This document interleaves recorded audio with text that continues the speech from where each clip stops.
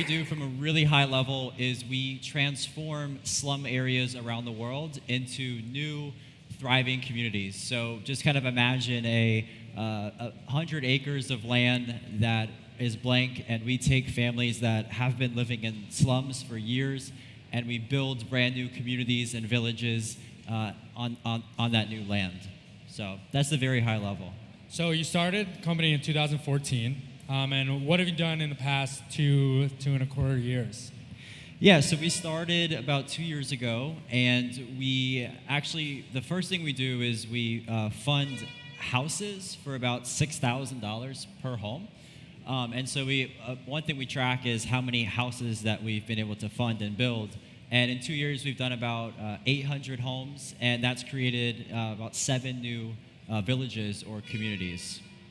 So with charity, I think one of the issues as a whole is people are not entirely sure where their money is going. So something that you're working on is building transparency in that product or in that process. Yeah. Why do you think people right now don't necessarily trust that their money is going to the right places?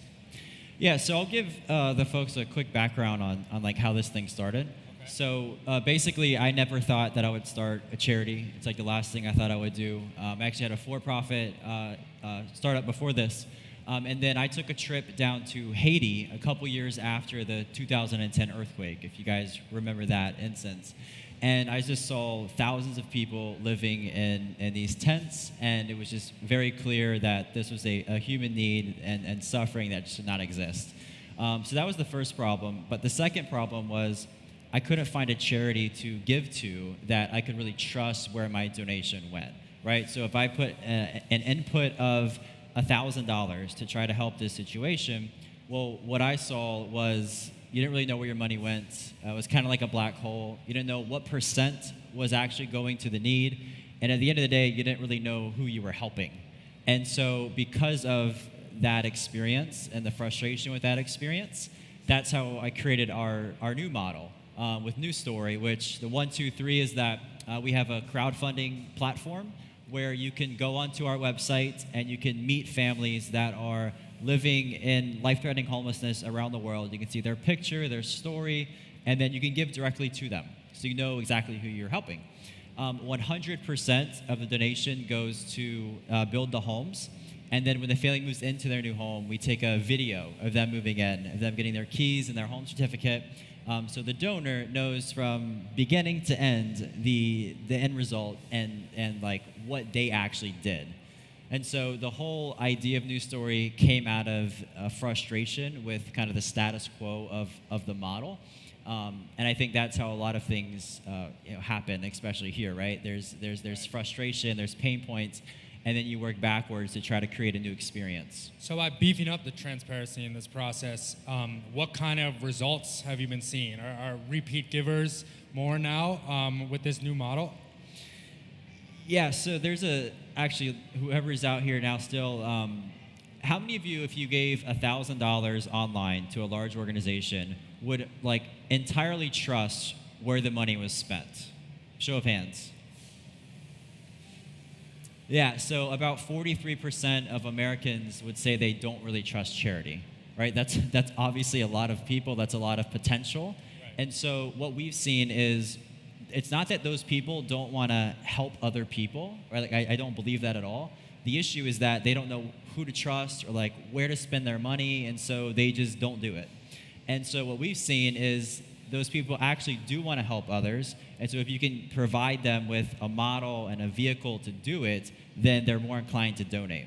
So we've actually unlocked like more donors that in the past they weren't really into the whole like charity thing, especially international charity.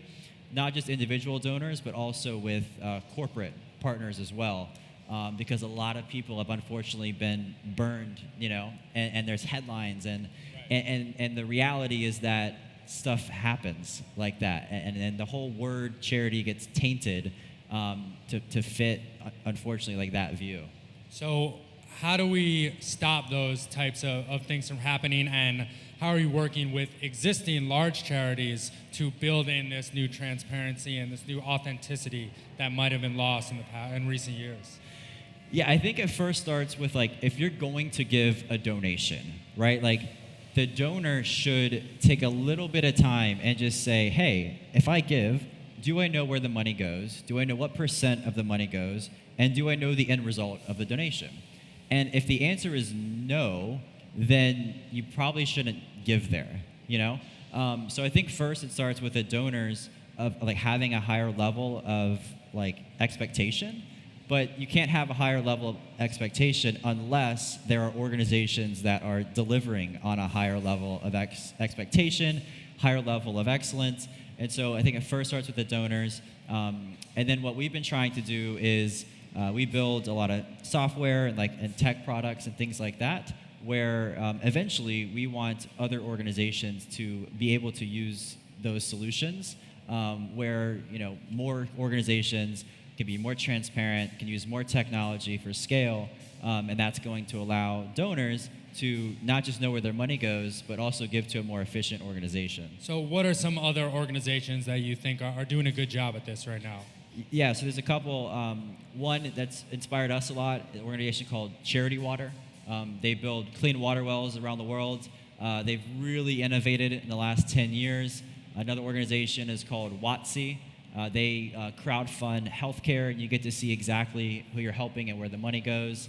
Another organization is called Pencils of Promise. They do schools around the world. And there definitely are orgs that we believe and we see as a fresher approach and a next generation type of model. And the more organizations can do that and hopefully impact the larger organizations, right? Because the disruption or new models don't happen from the top down, right? Obviously, they happen from the bottom up, and the fast eventually eat the small. It's not the big eats the small, right? And so I think the more organizations can provide those models, and then donors expect that more, then the large organizations are going to have to change the way they do things because they've been doing the same things for the last 30 years. So, and then in terms of doing the same things, the shifting in the giving model right now, in terms of mailing in money or donating online, where do you see the future of donating now? Is it text messaging? Is it a charity app? What do you think? Yeah, I don't know if there's so much an app or anything like that. I mean, texting's easy, right? But it depends on the size of the donation, right? So we have a lot of really small donations that come online or come through text, but there's obviously fees associated with those, like credit card fees, all that stuff. So a larger donation, we prefer checks and always will because there's no fee there. So I don't really know if the innovation's going to come in how people actually give. It's more of the models that people are giving to. Are there any other changes you'd like to see among the charity field today? Yeah, I think, so I mentioned that I didn't have a background in philanthropy. I was more of a for-profit technology startup and was just always very obsessed with startups and startup culture, right? And when I looked at a lot of charitable organizations, you just did not see that type of culture. And so I think what is really has a lot of potential is for more charities, more nonprofits to adopt the for-profit startup type of culture, mentality, who they hire, the type of talent they're going after, and align their strategy with the same type of concept that a for-profit startup would. What about on the other side of that, the for-profit companies, how they can adapt their business model to incorporate this idea of giving back and social goodness, similar to a company like Tom's, for example? I mean, yeah, you guys see it all over CSR and do good marketing and cause marketing is certainly a thing.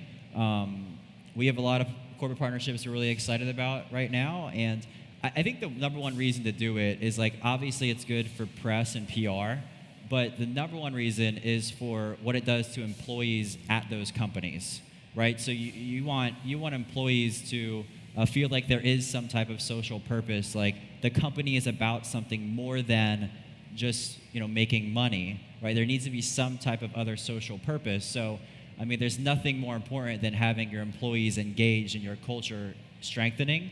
So I think social causes and rallying folks around really good causes that align with their brand is really smart. It's like really strategic. So thoughts on the culture surrounding, to expand on that, are there any other core, for someone who would want to get involved and maybe start their own charity in the future, steps towards doing that and just the core beliefs that you think it should be built upon? Okay, so I'll start with culture.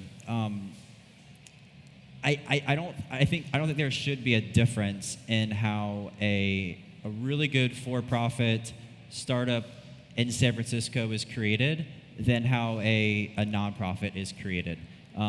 There's obviously differences around compensation and the potential for future equity and all that stuff. But at the end of the day, the type of culture, the people that you're hiring, really what you believe in and your business models, I think should be the same. And because you can't innovate unless you have a culture of innovation and the right people to do it, right? So the way I see it is a lot of larger charities, they can't do things, and the reason they can't do things is because they don't have a culture of innovation, right? Like, who are the software developers? Who are the people on their team that can actually use tech to change systems, right? Or to build things themselves. And it's just not in the culture to hire for tech or to hire the way a for-profit tech startup would. So that's the first thing. A couple core beliefs we have, there's 4. The first one is that we believe in a thing called human-centered design, which is kind of like a sexier way of saying just really having empathy. And 2 examples of that. The first is that the most important thing is to have the people that you're serving on the ground, so your beneficiaries, whoever those are, you need to work backwards to what they really want on the ground, right? You don't just build this whole thing and then expect people just to come, right? If I was going to build you, if you're going to get a new house, right? I would come talk to you and I'll ask how would you want the house designed? What would really help you and things like that. So it's starting with the end user and starting with the human experience on that side. The other part is the donor side, right? So having empathy with the donors and the end users there. What are their frustrations? What are their pain points? And then you work backwards and you design for a better experience, right? So I knew I was really frustrated with the donor experience that I saw. Didn't know where the money was going, couldn't trust it, didn't know the end result. So what did I do? I worked backwards and said, it'd be really nice to see the family that you're helping online. It'd be really nice to know where all your money went. And it'd be great to know the end result of the donation. We do that through a move-in video. And that's just one example of putting yourself in people's shoes, right? Having empathy with how they're feeling, and then designing backwards to make your model. So that's one belief. The second belief is that technology really creates maximum scale and impact. And we've seen that just through systems that we've built, mobile op tools that we're building for partners on the ground, CRM systems that we're building, and it just allows, instead of having to hire X amount of more people and building up your overhead and kind of getting a little heavy, instead of saying lightweight, technology allows you to scale where you don't have to go hire 100 fundraisers to generate a lot of revenue, right? You can do it through product and you can do it through technology. So that's the second thing. The third thing we really believe in is an ecosystem of partners and collaboration.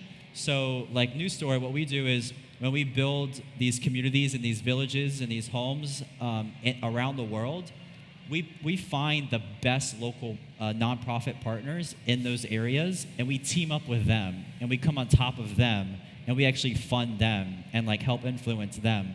And so it takes an ecosystem, it takes collaboration in order to, in our opinion, scale faster and be more efficient. And then the very last thing is what we call impact data. And what that essentially means is, say that you give a family a home, right? Anecdotally, that's great, right? That's awesome. Their kids are probably going to be better in school. They're safer at night. All these things are obvious.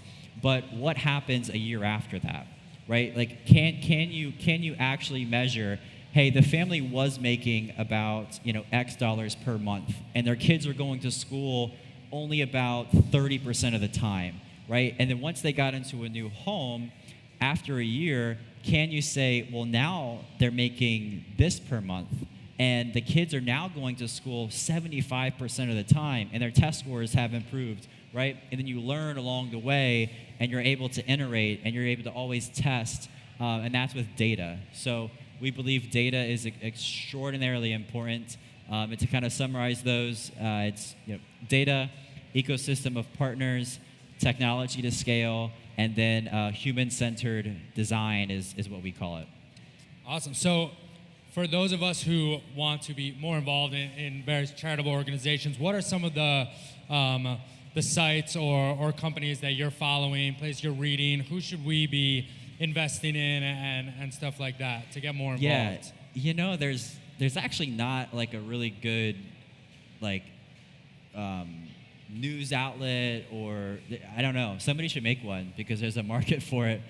There's not a great one. You know what I would do? I would go look at like Fast Company, for example. Like they're known for they're an innovative media publication, right?